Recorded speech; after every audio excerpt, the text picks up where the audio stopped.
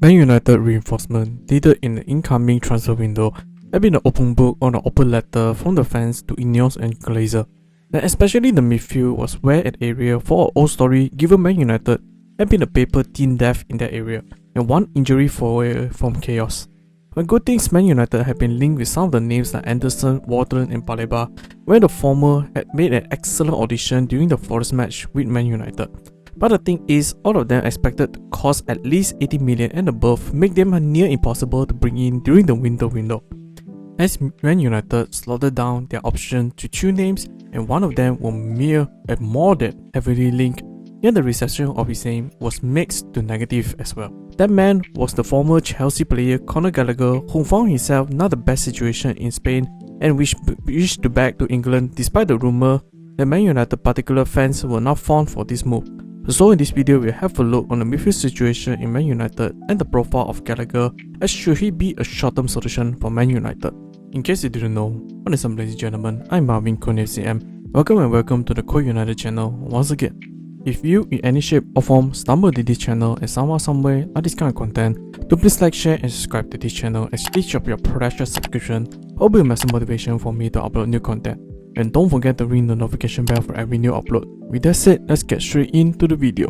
Let's get started with the Man United midfield, whereby only consists of skipper Bruno Fernandes, Casemiro, Kobbie Mainoo and Man Utd. They was paper thin of depth in a system where midfield was a crucial area. Starting with the captain Bruno, no doubt that the Portuguese maestro was the heart and soul for the current Man United. Ever since his joining to Man United, he had been easily the best signing post-Ferguson era.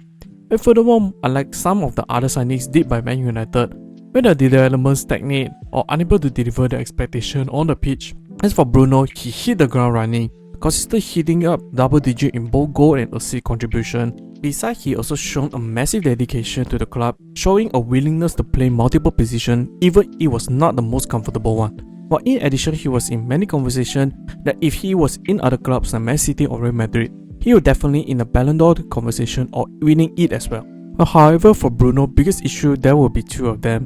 While he was class in the midfield, he did not possess the control of a midfielder, or even though a direct playstyle can be a great thing to strike, a too direct can be an issue whereby the tempo setting for the man team comfortable cruising was not in his DNA. But another issue for him is lapses in defense. But although Bruno presents a high energy work rate when it comes to defensive duty, he often too eager to jump off his position, has left a massive space in behind, or at times he lapses of concentration in tracking runners were another issue. But moving to his partner Casemiro, the Brazilian captain undergo a massive rollercoaster in his Red Devil tenure, where everyone knows his amazing display of quality in his first season under Ten Hag, where defensive coverage as a destroyer plus underrated playmaking ability eventually helped Man United achieve success, and his presence on and off the pitch were massive. But however, Casemiro's issue is definitely father time, whereby the Casemiro have declined drastically in the next 2 seasons, go as far to being called to leave football. And fortunately in this season, Ivan Emery making some tweak in his system, having the centre back jump over to space help Casemiro with less space to cover. But overall, Casemiro will face a physical decline issue, thus Man United trying to have his replacement ASAP. Moving to Kobbie Mainoo, the English star kid, since his breakthrough from Ten Hag and the starting in Euro final against Spain, it was known being named the next coming elite English midfielder, thriving in close space dribbling, press resistant and having a great eye for a goal, whereby he has some of the best scoring moments for Man United. However, Mainoo's weakness or the things to work on was his very hard to overcome in my opinion. His weakness was physicality and a twinner in the squad. Mainoo is neither the strongest nor the widest ground coverage, as Mainoo's playstyle to me is a Barcelona or the Spanish-ish can thrive in a possession-heavy team where the ball mostly on their side. And Mainoo who preference the ball in his speed using his close control dribbling skip past multiple players. But Mainoo physical where he can be easily outdoed when it comes to tackling, plus he was not a good ground coverage and struggled to catching transition. Well, another one, Mainoo in the current Man United squad seems to hanging as he was he's great on the offense but do not have the constant impact of Bruno, and he has incredible in press resistance, more than happy to drop to the back line to receive pass. He was not the ground eating destroyer like Casemiro. That is why Mainoo as per right now struggled to get into the starting 11 and having not the best relationship with Emery. For Man Utd, who probably the most obvious player seeing his way out, the Uruguayan has been clowned for his lack of ability on the ball, and he looks stiff, uncomfortable and unorganized when it comes to place the ball. Though credit to him, he was a force to be reckoned when it comes to aggressive front-footing defending and the massive ground coverage. He was the extreme polar opposite from Manu, and if both can somehow make the Dragon Ball Z fusion, that would be some player. But for overall, Ugarte was very limited on the ball, but having some of the best engine yet noted as the weakest link in the midfield squad. For even Amorim, who coached during the Sporting days, mentioned he was disappointed in his performance, highlighted both his decline in profile and the ruthlessness of Amorim when it comes to managing his players. While looking through the Man United squad midfield as a whole, looked extremely thin and some loophole it was that.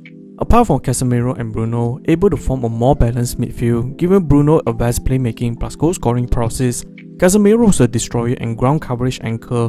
The rest of the midfield will massively decrease in quality to say the least, in which Man United will minimum need another set of similar profile with both of them in order to maintain the competitiveness. For in comes Conor Gallagher. A brief what does the English international bring to the table? Conor Gallagher is a typical box-to-box midfielder 8 with elite goal scoring ability and really stands out in the midfield because how lively he is. Capable keeping the ball under the tight control, but what impressive about Gallagher is his energy and ability to keep going. It shows how dedicated he is to playing well, no matter is he defending or attacking. Well, another key aspect for Conor is his intelligent movement, especially off the ball, where he was his moneymaker. He got this way of understanding the games as if he is doing this for years, which lets him makes important choices fast.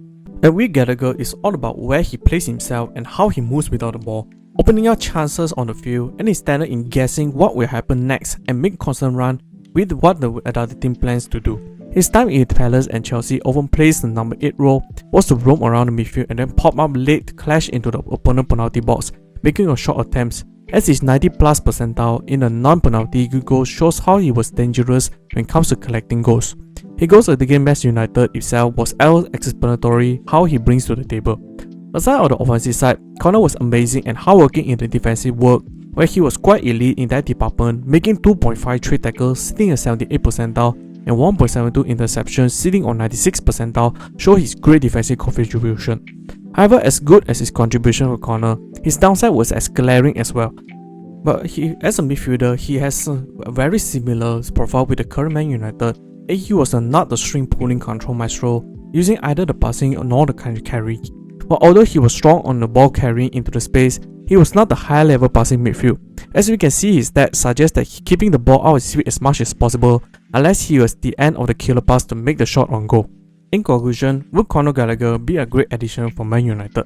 For me, if we can get him for a loan, absolutely yes.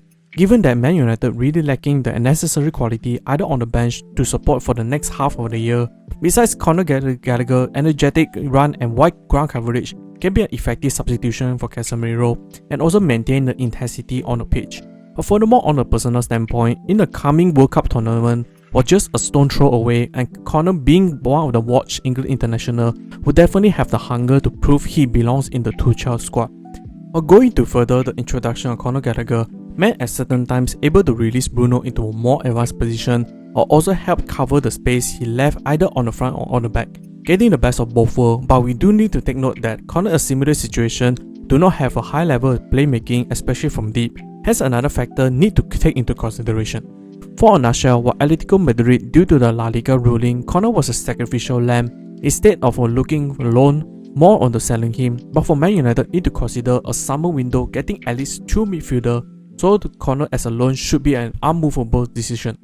That's the end of the video. What do you guys think? Do you think Conor Gallagher will be a great fit for Man United midfield, or should we just wait for a coming summer transfer window? Well, comment down below so we can have a discussion. Hope you enjoyed this video. I will see you all in the next one.